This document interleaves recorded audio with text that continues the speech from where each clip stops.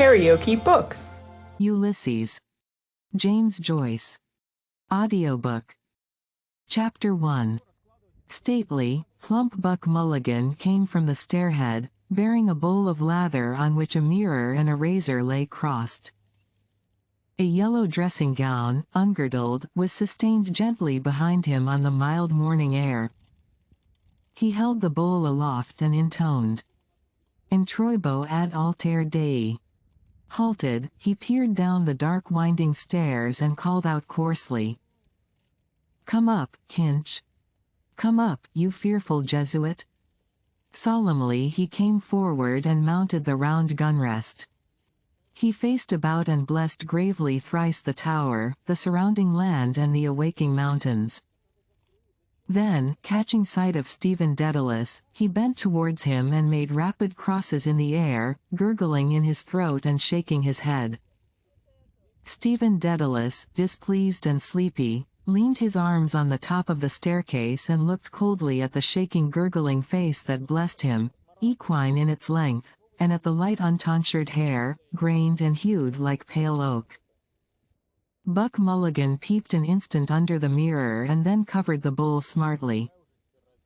"Back to barracks," he said sternly. He added in a preacher's tone, "For this, O dearly beloved, is the genuine Christine, body and soul and blood and ounds. Slow music, please. Shut your eyes, gents. One moment. A little trouble about those white corpuscles. Silence, all." He peered sideways up and gave a long slow whistle of call, then paused a while in rapt attention, his even white teeth glistening here and there with gold points. "Chrysostomos." Two strong shrill whistles answered through the calm. "Thanks, old chap," he cried briskly. "That will do nicely. Switch off the current, will you?" He skipped off the gunrest and looked gravely at his watcher, gathering about his legs the loose folds of his gown. The plump shadowed face and sullen oval jowl recalled a prelate, patron of arts in the Middle Ages. A pleasant smile broke quietly over his lips. "The mockery of it," he said gaily. "Your absurd name, an ancient Greek." He pointed his finger in friendly jest and went over to the parapet, laughing to himself. Stephen Dedalus stepped up, followed him wearily halfway and sat down on the edge of the gunrest, watching him still as he propped his mirror on the parapet, dipped the brush in the bowl and lathered cheeks and neck. Buck Mulligan's gay voice went on. "My name is absurd too, Malachi Mulligan, 2 dactyls. But it has a Hellenic ring, hasn't it? Tripping and sunny like the Buck himself. We must go to Athens. Will you come if I can get the aunt to fork out 20 quid? He laid the brush aside and, laughing with delight, cried, "Will he come? The jejune Jesuit." Ceasing, he began to shave with care. "Tell me, Mulligan," Stephen said quietly. "Yes, my love? How long is Haynes going to stay in this tower?" Buck Mulligan showed a shaven cheek over his right shoulder. "God, isn't he dreadful?" he said frankly. "A ponderous Saxon. He thinks you're not a gentleman. God, these bloody English. Bursting with money and indigestion. Because he comes from Oxford. You know, Dedalus, you have the real Oxford manner. He can't make you out. Oh, my name for you is the best, Kinch, the knife blade." He shaved warily over his chin. "He was raving all night about a Black Panther," Stephen said. "Where is his gun case?" "A waffle lunatic," Mulligan said. "Were you in a funk?" "I was," Stephen said with energy and growing fear. "Out here in the dark with a man I don't know raving and moaning to himself about shooting a Black Panther. You saved men from drowning. I'm not a hero, however. If he stays on here I am off." Buck Mulligan frowned at the lather on his razor blade. He hopped down from his perch and began to search his trouser pockets hastily. "Scutter!" he cried thickly. He came over to the gunrest and, thrusting a hand into Stephen's upper pocket, said, "Lend us a loan of your noserog to wipe my razor." Stephen suffered him to pull out and hold up on show by its corner a dirty crumpled handkerchief. Buck Mulligan wiped the razor blade neatly. Then, gazing over the handkerchief, he said, "The Bard's Noserog. A new art color for our Irish poets, Snotgreen. You can almost taste it, can't you?" He mounted to the parapet again and gazed out over Dublin Bay, his fair oak-pale hair stirring slightly. "God," he said quietly. "Isn't the sea what Algy calls it, a great sweet mother? The snot-green sea. The scrotum-tightening sea, epi oinopa ponton. Ah, Daedalus, the Greeks. I must teach you. You must read them in the original. Thalata. Thalata, she is our great sweet mother. Come and look." Stephen stood up and went over to the parapet. Leaning on it, he looked down on the water and on the mailboat clearing the harbor mouth of Kingstown. "Our mighty mother," Buck Mulligan said. He turned abruptly his gray searching eyes from the sea to Stephen's face. "The ant thinks you killed your mother," he said. "That's why she won't let me have anything to do with you." "Someone killed her," Stephen said gloomily. "You could have knelt down, damn it, Kinch, when your dying mother asked you," Buck Mulligan said. "I'm Hyperborean as much as you. But to think of your mother begging you with her last breath to kneel down and pray for her. And you refused. There is something sinister in you." He broke off and lathered again lightly his farther cheek. A tolerant smile curled his lips. "But a lovely mummer," he murmured to himself. Kinch, the loveliest mummer of them all. He shaved evenly and with care, in silence, seriously. Stephen, an elbow rested on the jagged granite, leaned his palm against his brow and gazed at the fraying edge of his shiny black coat sleeve. Pain, that was not yet the pain of love, fretted his heart. Silently, in a dream she had come to him after her death, her wasted body within its loose brown grave clothes giving off an odor of wax and rosewood, her breath, that had bent upon him, mute, reproachful, a faint odor of wetted ashes. Across the threadbare cuff edge he saw the sea hailed as a great sweet mother by the whelped voice beside him. The ring of bay and skyline held a dull green mass of liquid.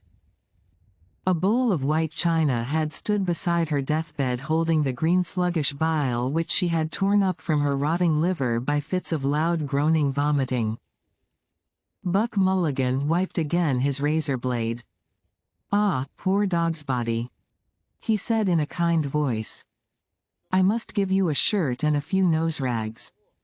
How are the second-hand breeks?" "They fit well enough," Stephen answered. Buck Mulligan attacked the hollow beneath his underlip. "The mockery of it," he said contentedly. "Second leg they should be. God knows what poxy-bowsy left them off. I have a lovely pair with a hair stripe, gray. You'll look spiffing in them. I'm not joking, Kinch. You look damn well when you're dressed." "Thanks," Stephen said. "I can't wear them if they are gray." He can't wear them, Buck Mulligan told his face in the mirror. Etiquette is etiquette. He kills his mother but he can't wear gray trousers. He folded his razor neatly and with stroking palps of fingers felt the smooth skin. Stephen turned his gaze from the sea and to the plump face with its smoke-blue mobile eyes. "That fellow I was with in the ship last night," said Buck Mulligan, "says you have G. P. I. He's up in Dotyville with Connolly Norman. General paralysis of the insane. He swept the mirror a half-circle in the air to flash the tidings abroad in sunlight now radiant on the sea. His curling shaven lips laughed and the edges of his white glittering teeth. Laughter seized all his strong well-knit trunk. "Look at yourself," he said, "you dreadful bard." Stephen bent forward and peered at the mirror held out to him, cleft by a crooked crack. Hair on end. As he and others see me. Who chose this face for me? This dog's body to rid of vermin. It asks me too. I pinched it out of the skivvy's room, Buck Mulligan said. It does her all right. The aunt always keeps plain-looking servants for Malachi. Led him not into temptation. And her name is Ursula. Laughing again, he brought the mirror away from Stephen's peering eyes. The rage of Caliban at not seeing his face in a mirror, he said. If Wilde were only alive to see you. Drawing back and pointing, Stephen said with bitterness. It is a symbol of Irish art. The cracked looking-glass of a servant. Buck Mulligan suddenly linked his arm in Stephen's and walked with him round the tower, his razor and mirror clacking in the pocket where he had thrust them. It's not fair to tease you like that, Kinch, is it? He said kindly. God knows you have more spirit than any of them. Parried again. He fears the lancet of my art as I fear that of his. The cold steel pen. Cracked looking-glass of a servant. Tell that to the oxy chap downstairs and touch him for a guinea. He's stinking with money and thinks you're not a gentleman. His old fellow made his tin by selling jalap to Zulus or some bloody swindle or other. God, Kinch, if you and I could only work together we might do something for the island. Helene's it.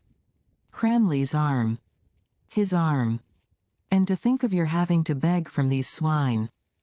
I'm the only one that knows what you are. Why don't you trust me more? What have you up your nose against me? Is it Haynes? If he makes any noise here I'll bring down Seymour and we'll give him a ragging worse than they gave Clive Kempthorpe. Young shouts of moneyed voices in Clive Kempthorpe's rooms. Pale faces. They hold their ribs with laughter, one clasping another. Oh, I shall expire. Break the news to her gently, Aubrey. I shall die. With slit ribbons of his shirt whipping the air he hops and hobbles round the table, with trousers down at heels, chased by aids of Magdalen with the tailor's shears. A scared calf's face gilded with marmalade. I don't want to be debagged. Don't you play the giddy ox with me. Shouts from the open window startling evening in the quadrangle. A deaf gardener, aproned, masked with Matthew Arnold's face, pushes his mower on the somber lawn watching narrowly the dancing motes of grasshawks. To ourselves. New paganism. Omphalos. Let him stay, Stephen said. There's nothing wrong with him except at night. Then what is it? Buck Mulligan asked impatiently. Cough it up. I'm quite frank with you. What have you against me now? They halted, looking towards the blunt cape of Bray Head that lay on the water like the snout of a sleeping whale. Stephen freed his arm quietly. Do you wish me to tell you? He asked. Yes, what is it? Buck Mulligan answered. I don't remember anything. He looked in Stephen's face as he spoke. A light wind passed his brow, fanning softly his fair uncombed hair and stirring silver points of anxiety in his eyes. Stephen, depressed by his own voice, said, Do you remember the first day I went to your house after my mother's death? Buck Mulligan frowned quickly and said, What? Where? I can't remember anything. I remember only ideas and sensations. Why? What happened in the name of God? You were making tea, Stephen said, and went across the landing to get more hot water. Your mother and some visitor came out of the drawing room. She asked you who was in your room. Yes? Buck Mulligan said. What did I say? I forget. You said, Stephen answered, oh, it's only Daedalus whose mother is beastly dead. A flush which made him seem younger and more engaging rose to Buck Mulligan's cheek. Did I say that? He asked. Well? What harm is that? He shook his constraint from him nervously. And what is death? He asked, your mother's or yours or my own? You saw only your mother die. I see them pop off every day in the Mater and Richmond and cut up into tripes in the dissecting room. It's a beastly thing and nothing else. It simply doesn't matter. You wouldn't kneel down to pray for your mother on her deathbed when she asked you. Why? Because you have the cursed Jesuit strain in you, only it's injected the wrong way. To me it's all a mockery and beastly. Her cerebral lobes are not functioning. She calls the doctor Sir Peter Teasel and picks buttercups off the quilt. Humor her till it's over. You crossed her last wish in death and yet you sulk with me because I don't whinge like some hired mute from Lalouette's. Absurd. I suppose I did say it. I didn't mean to offend the memory of your mother.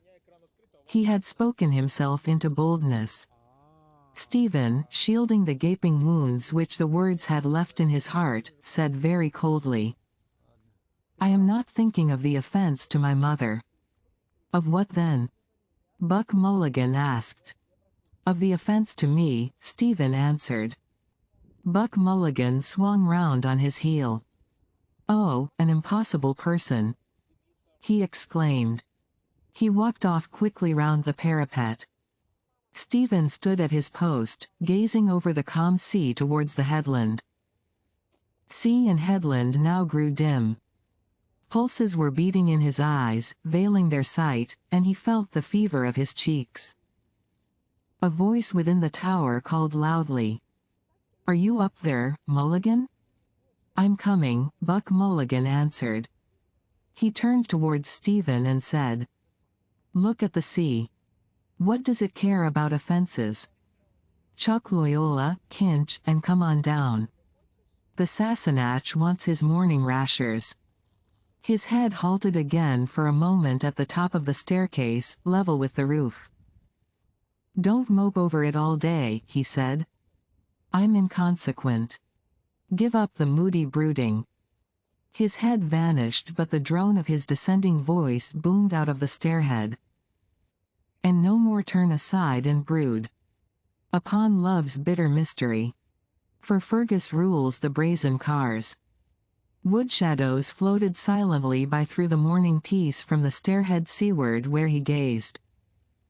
Inshore and farther out the mirror of water whitened, spurned by light-shod hurrying feet. White breast of the dim sea. The twining stresses, 2 by 2. A hand plucking the harp strings, merging their twining chords. Wave-white wedded words shimmering on the dim tide. A cloud began to cover the sun slowly, wholly, shadowing the bay in deeper green. It lay beneath him, a bowl of bitter waters. Fergus' song. I sang it alone in the house, holding down the long dark chords. Her door was open, she wanted to hear my music. Silent with awe and pity I went to her bedside.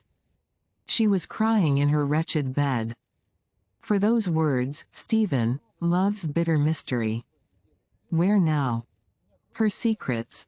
Old feather fans, tasseled dance cards, powdered with musk, a god of amber beads in her locked drawer. A birdcage hung in the sunny window of her house when she was a girl. She heard old Royce sing in the pantomime of Turco the Terrible and laughed with others when he sang. I am the boy that can enjoy invisibility. Phantasmal mirth, folded away, musk perfumed. And no more turn aside and brood. Folded away in the memory of nature with her toys. Memories beset his brooding brain. her glass of water from the kitchen tap when she had approached the sacrament. A cored apple, filled with brown sugar, roasting for her at the hob on a dark autumn evening. Her shapely fingernails reddened by the blood of squashed lice from the children's shirts. In a dream, silently, she had come to him, her wasted body within its loose grave clothes giving off an odor of wax and rosewood, her breath, bent over him with mute secret words, a faint odor of wetted ashes. Her glazing eyes, staring out of death, to shake and bend my soul. On me alone. The ghost candle to light her agony. Ghostly light on the tortured face. Her hoarse loud breath rattling in horror, while all prayed on their knees.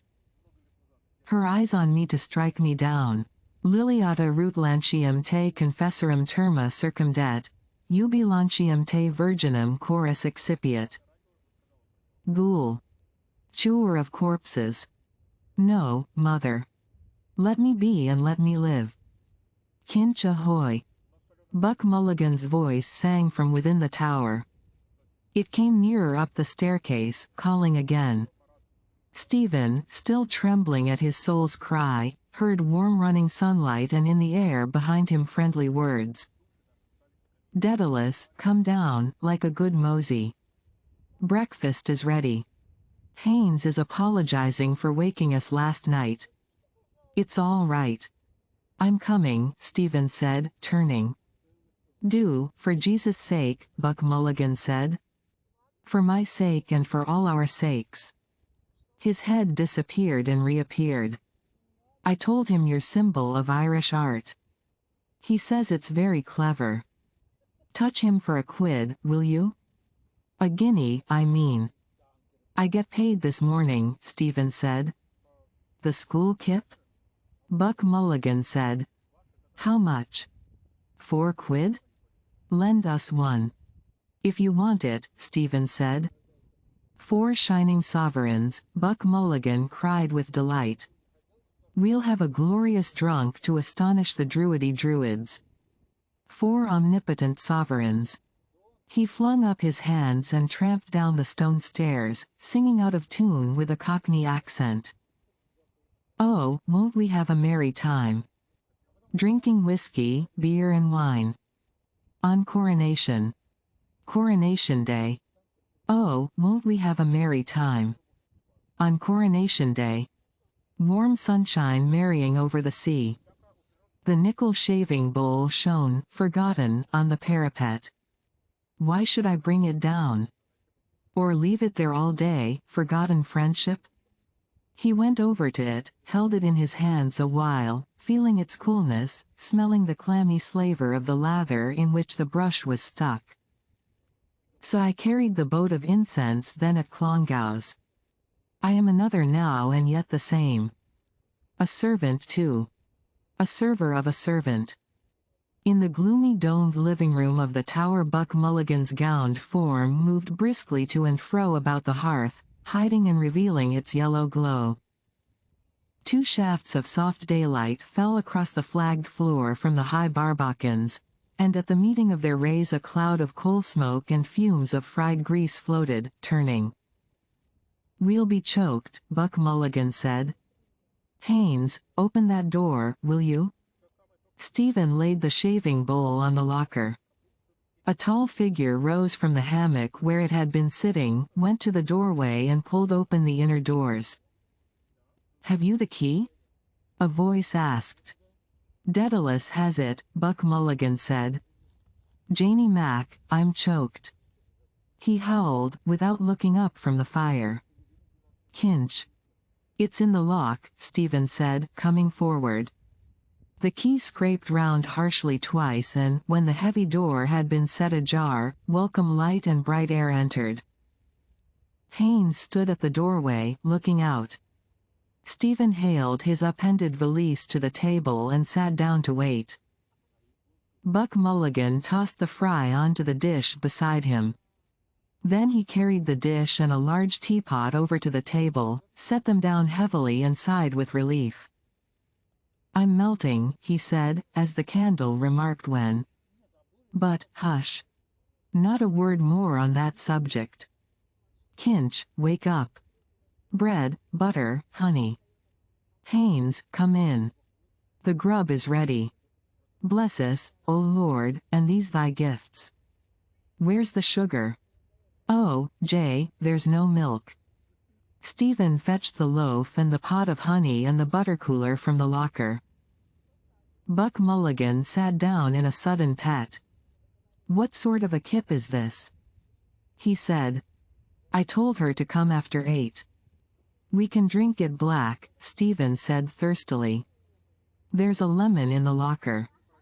Oh, damn you and your Paris fads. Buck Mulligan said. I want Sandy Cove milk. Haynes came in from the doorway and said quietly. That woman is coming up with the milk. The blessings of God on you. Buck Mulligan cried, jumping up from his chair. Sit down. Pour out the tea there. The sugar is in the bag. Here, I can't go fumbling at the damned eggs. He hacked through the fry on the dish and slapped it out on 3 plates, saying, In nomine Patris et Filii et Spiritus Sancti. Haynes sat down to pour out the tea. I'm giving you 2 lumps each, he said. But, I say, Mulligan, you do make strong tea, don't you? Buck Mulligan, hewing thick slices from the loaf, said in an old woman's wheedling voice. When I makes tea, as old Mother Grogan said. And when I makes water. By Jove, it is tea, Haynes said. Buck Mulligan went on hewing and wheedling. So I do, Mrs. Stately. Plump Buck Mulligan came from the stairhead, bearing a bowl of lather on which a mirror and a razor lay crossed. A yellow dressing gown, ungirdled, was sustained gently behind him on the mild morning air. He held the bowl aloft and intoned, Cahill, says she.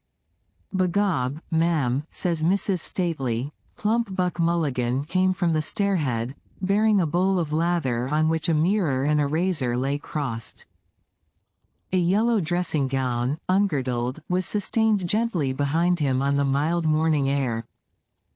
He held the bowl aloft and intoned, Cahill, God send you don't make them in the one pot.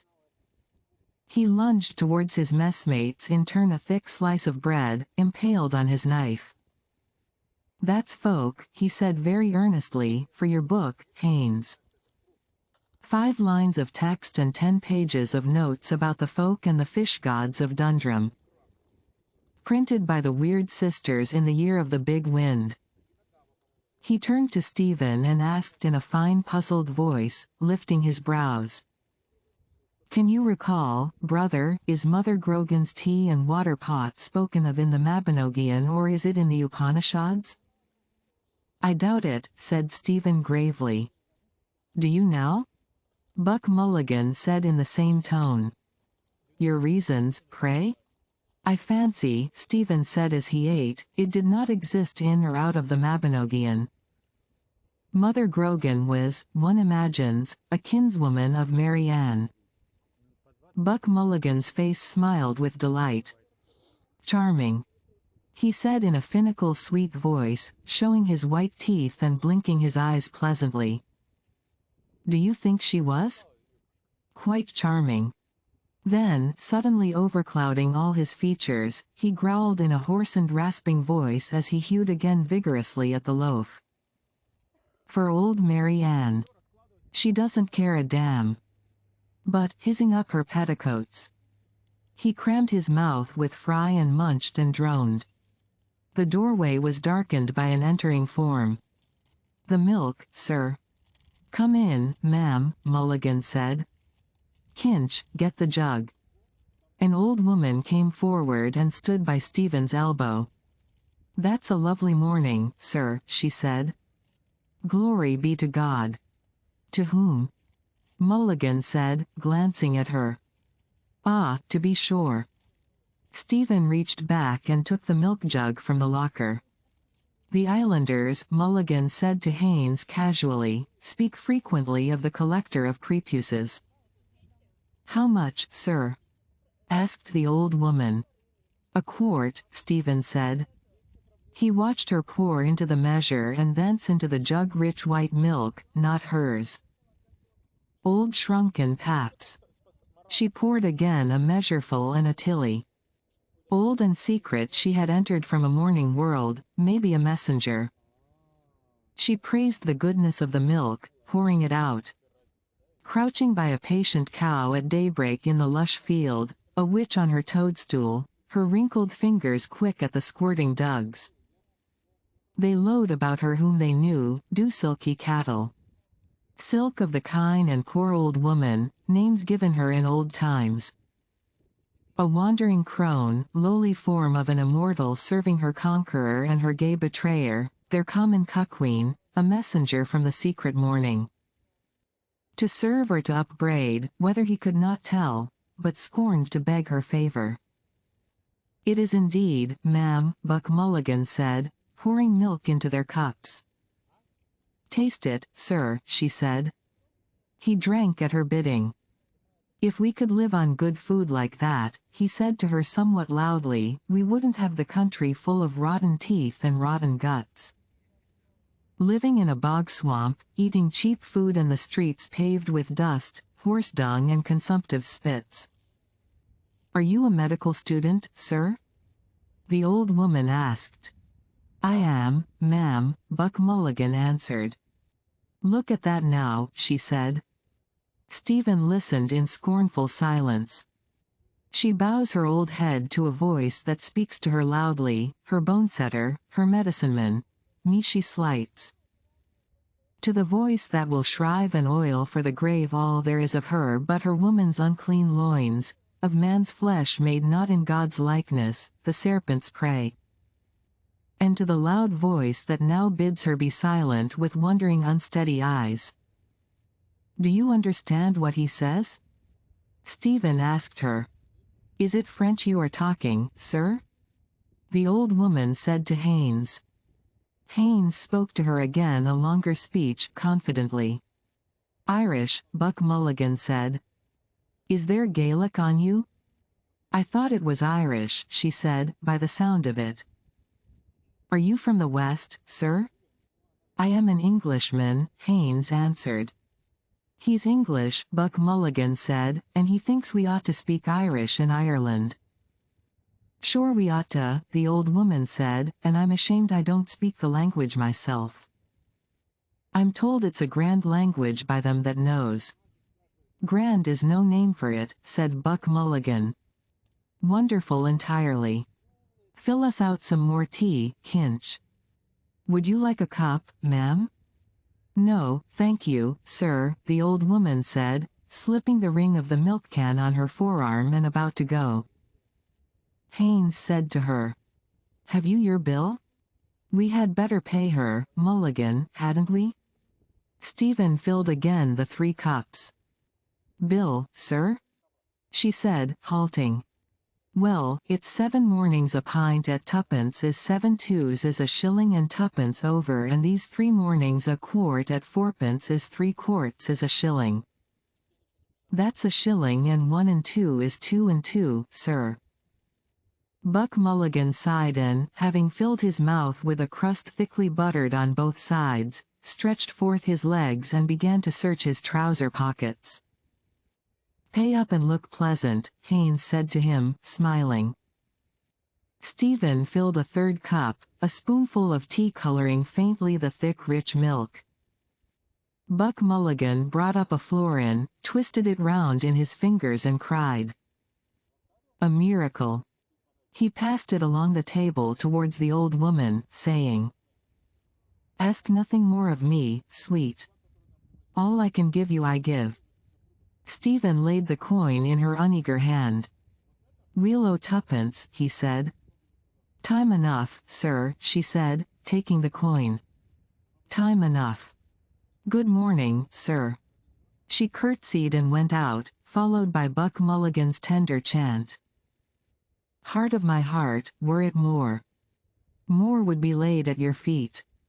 He turned to Stephen and said, "Seriously, Daedalus. I'm stony. Hurry out to your school, Kip, and bring us back some money. Today the bards must drink in junket. Ireland expects that every man this day will do his duty. That reminds me, Haynes said, rising, that I have to visit your National Library today. Our swim first, Buck Mulligan said. He turned to Stephen and asked blandly, "Is this the day for your monthly wash, Kinch?" Then he said to Haynes, "The unclean bard makes a point of washing once a month." "All Ireland is washed by the Gulf Stream," Stephen said as he let honey trickle over a slice of the loaf. Haynes from the corner where he was knotting easily a scarf about the loose collar of his tennis shirt spoke. "I intend to make a collection of your sayings if you will let me." "Speaking to me. They wash and tub and scrub. Eigenbite of Inuit. Conscience. Yet here's a spot. That one about the cracked looking-glass of a servant being the symbol of Irish art is deuced good." Buck Mulligan kicked Stephen's foot under the table and said with warmth of tone, "Wait till you hear him on Hamlet, Haynes." "Well, I mean it," Haynes said, still speaking to Stephen. "I was just thinking of it when that poor old creature came in." "Would I make any money by it?" Stephen asked. Haynes laughed and, as he took his soft gray hat from the holdfast of the hammock, said, "I don't know, I'm sure." He strolled out to the doorway.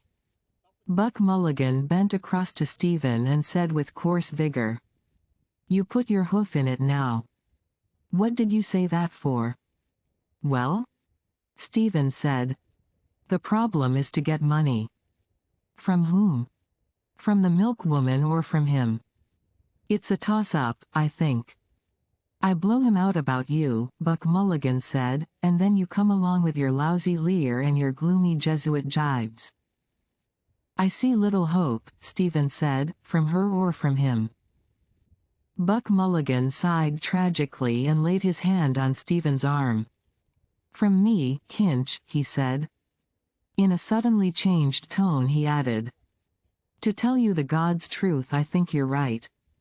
Damn all else they are good for. Why don't you play them as I do? To hell with them all. Let us get out of the kip." He stood up, gravely ungirdled, and disrobed himself of his gown, saying resignedly, "Mulligan is stripped of his garments." He emptied his pockets onto the table. "There's your snow-trag," he said. And putting on his stiff collar and rebellious tie he spoke to them, chiding them, and to his dangling watch-chain. His hands plunged and rummaged in his trunk while he called for a clean handkerchief. "God, we'll simply have to dress the character. I want puce gloves and green boots." Contradiction. Do I contradict myself? Very well then, I contradict myself. Mercurial Malachi. A limp black missile flew out of his talking hands. "And there's your Latin Quarter hat," he said. Stephen picked it up and put it on. Haynes called to them from the doorway. "Are you coming, you fellows?" "I'm ready," Buck Mulligan answered, going towards the door. "Come out, Kinch. You have eaten all we left, I suppose." Resigned, he passed out with grave words and gait, saying, well nigh with sorrow. And going forth he met Butterly. Stephen, taking his ash plant from its leaning place, followed them out and, as they went down the ladder, pulled to the slow iron door and locked it. He put the huge key in his inner pocket. At the foot of the ladder Buck Mulligan asked, "Did you bring the key?" "I have it," Stephen said, preceding them. He walked on. Behind him he heard Buck Mulligan club with his heavy bath towel the leader shoots of ferns or grasses. "Down, sir." "How dare you, sir?" Haynes asked. "Do you pay rent for this tower?" 12 quid, Buck Mulligan said. To the Secretary of State for War, Stephen added over his shoulder. They halted while Haynes surveyed the tower and said at last, Rather bleak in wintertime, I should say. Martello you call it? Billy Pitt had them built, Buck Mulligan said, when the French were on the sea. But ours is the Omphalos. What is your idea of Hamlet? Haynes asked Stephen. No, no, Buck Mulligan shouted in pain. I'm not equal to Thomas Aquinas and the 55 reasons he has made out to prop it up. Wait till I have a few pints in me first. He turned to Stephen, saying, as he pulled down neatly the peaks of his primrose waistcoat. You couldn't manage it under 3 pints, Hinch, could you? It has waited so long, Stephen said listlessly, it can wait longer. You pique my curiosity, Haynes said amiably. Is it some paradox? Who? Buck Mulligan said. We have grown out of wild and paradoxes. It's quite simple. He proves by algebra that Hamlet's grandson is Shakespeare's grandfather and that he himself is the ghost of his own father. What? Haynes said, beginning to point at Stephen. He himself? Buck Mulligan slung his towel stolewise round his neck and, bending in loose laughter, said to Stephen's ear. Oh, shade of Kinch the elder. Japhet in search of a father. We're always tired in the morning, Stephen said to Haynes. And it is rather long to tell. Buck Mulligan, walking forward again, raised his hands. The sacred pint alone can unbind the tongue of Daedalus, he said. I mean to say, Haynes explained to Stephen as they followed, this tower and these cliffs here remind me somehow of Elsinore. That beetles o'er his base into the sea, isn't it? Buck Mulligan turned suddenly for an instant towards Stephen but did not speak. In the bright silent instant Stephen saw his own image in cheap dusty mourning between their gay attires. It's a wonderful tale, Haynes said, bringing them to halt again. Eyes, pale as the sea the wind had freshened, paler, firm and prudent. The sea's ruler, he gazed southward over the bay, empty save for the smoke plume of the mailboat vague on the bright skyline and a sail tacking by the Muglins. I read a theological interpretation of it somewhere, he said bemused. The father and the son idea. The son striving to be atoned with the father. Buck Mulligan at once put on a blithe, broadly smiling face. He looked at them, his well-shaped mouth open happily, his eyes, from which he had suddenly withdrawn all shrewd sense, blinking with mad gaiety. He moved a doll's head to and fro, the brims of his Panama hat quivering, and began to chant in a quiet, happy, foolish voice. I'm the queerest young fellow that ever you heard. My mother's a Jew, my father's a bird. With Joseph the joiner I cannot agree. So here's to disciples and Calvary. He held up a forefinger of warning. If anyone thinks that I amn't divine, he'll get no free drinks when I'm making the wine. But have to drink water and wish it were plain. That I make when the wine becomes water again. He tugged swiftly at Stephen's ash plant in farewell and, running forward to a brow of the cliff, fluttered his hands at his sides like fins or wings of one about to rise in the air, and chanted. Goodbye, now, goodbye. Write down all I said. And tell Tom, Dick and Harry I rose from the dead. What's bred in the bone cannot fail me to fly. And all of it's breezy. Goodbye, now, goodbye. He capered before them down towards the 40-foot hole, fluttering his wing-like hands, leaping nimbly, Mercury's hat quivering in the fresh wind that bore back to them his brief bird-sweet cries. Haynes, who had been laughing guardedly, walked on beside Stephen and said, We oughtn't to laugh, I suppose. He's rather blasphemous. I'm not a believer myself, that is to say. Still his gaiety takes the harm out of it somehow, doesn't it? What did he call it? Joseph the Joiner? The Ballad of Joking Jesus, Stephen answered. Oh, Haynes said, you have heard it before? 3 times a day, after meals, Stephen said dryly. You're not a believer, are you? Haynes asked. I mean, a believer in the narrow sense of the word. Creation from nothing and miracles and a personal God. There's only one sense of the word, it seems to me, Stephen said. Haynes stopped to take out a smooth silver case in which twinkled a green stone. He sprang it open with his thumb and offered it. Thank you, Stephen said, taking a cigarette.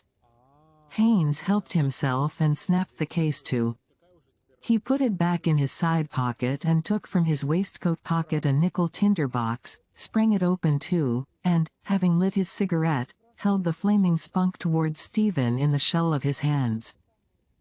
Yes, of course, he said, as they went on again. Either you believe or you don't, isn't it?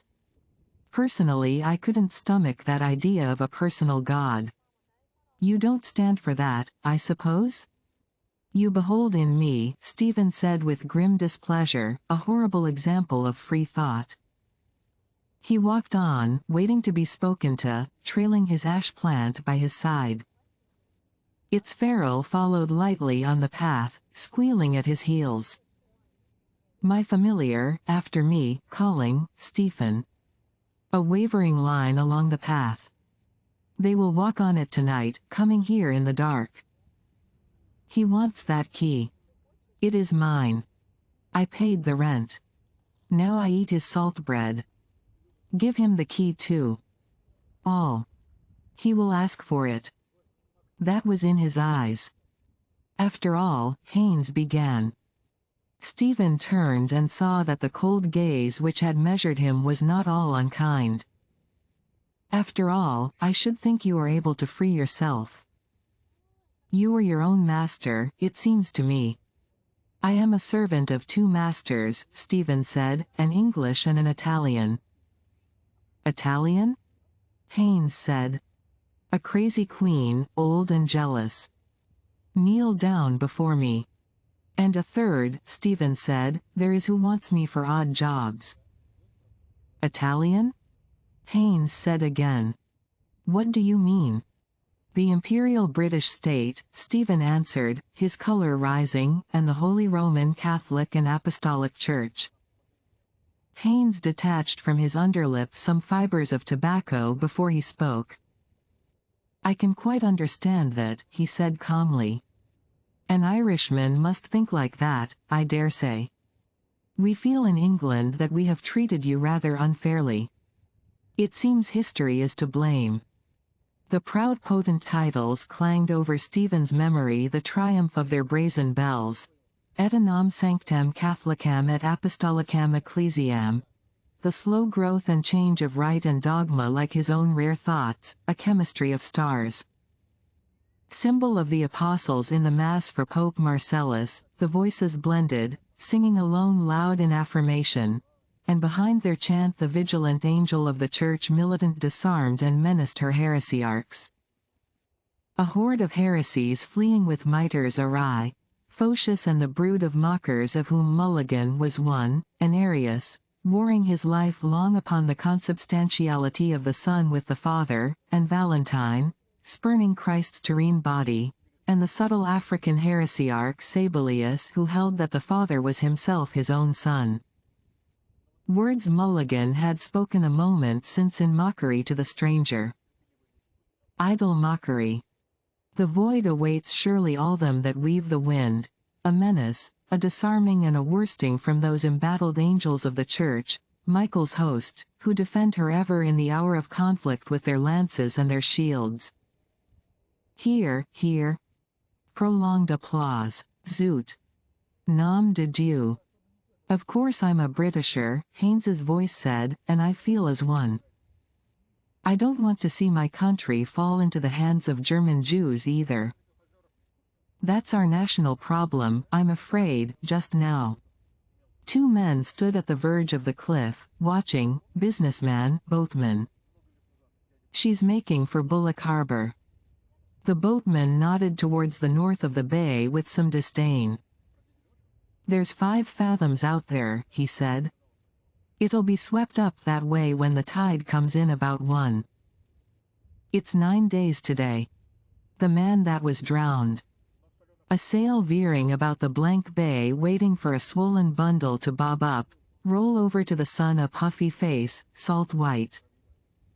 Here I am. They followed the winding path down to the creek. Buck Mulligan stood on a stone, in shirt sleeves, his unclipped tie rippling over his shoulder.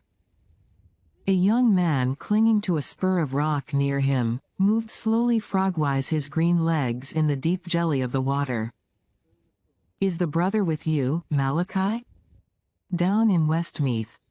With the Bannons. Still there?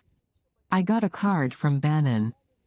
Says he found a sweet young thing down there. Photo girl he calls her. Snapshot, eh? Brief exposure. Buck Mulligan sat down to unlace his boots. An elderly man shot up near the spur of rock, a blowing red face. He scrambled up by the stones, water glistening on his pate and on its garland of gray hair, water rilling over his chest and paunch and spilling jets out of his black sagging loincloth. Buck Mulligan made way for him to scramble past and, glancing at Haynes and Stephen, crossed himself piously with his thumbnail at brow and lips and breastbone.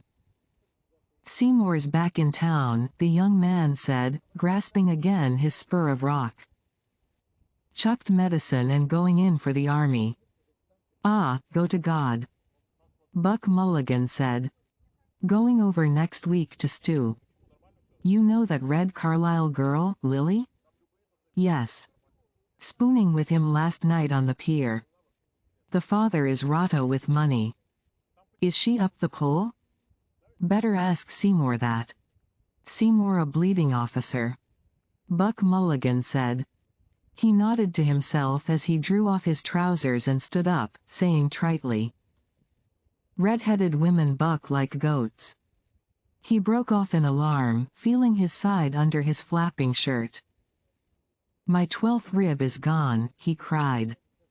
I'm the Ubermensch, Toothless Kinch and I, the Superman. He struggled out of his shirt and flung it behind him to where his clothes lay. Are you going in here, Malachi? Yes. Make room in the bed. The young man shoved himself backward through the water and reached the middle of the creek in 2 long clean strokes. Haynes sat down on a stone, smoking. Are you not coming in? Buck Mulligan asked. Later on, Haynes said. Not on my breakfast. Stephen turned away. I'm going, Mulligan, he said. Give us that key, Kinch, Buck Mulligan said, to keep my chemise flat. Stephen handed him the key. Buck Mulligan laid it across his heaped clothes. And 2pence, he said, for a pint. Throw it there. Stephen threw 2 pennies on the soft heap. Dressing, undressing. Buck Mulligan erect, with joined hands before him, said solemnly. He who stealeth from the poor lendeth to the Lord. Thus spake Zarathustra. His plump body plunged. We'll see you again, Haynes said, turning as Stephen walked up the path and smiling at Wild Irish. Horn of a bull, hoof of a horse, smile of a Saxon. The ship, Buck Mulligan cried. 12:30. Good, Stephen said. He walked along the upward curving path. Liliata rutlantium. Terma circumdet. Jubilantium te virginum. The priest's grey nimbus in a niche where he dressed discreetly. I will not sleep here tonight. Home also I cannot go. A voice, sweetened and sustained, called to him from the sea. Turning the curve he waved his hand. It called again. A sleek brown head, a seal's, far out on the water, round. Usurper. If you liked what you heard, please subscribe to the channel.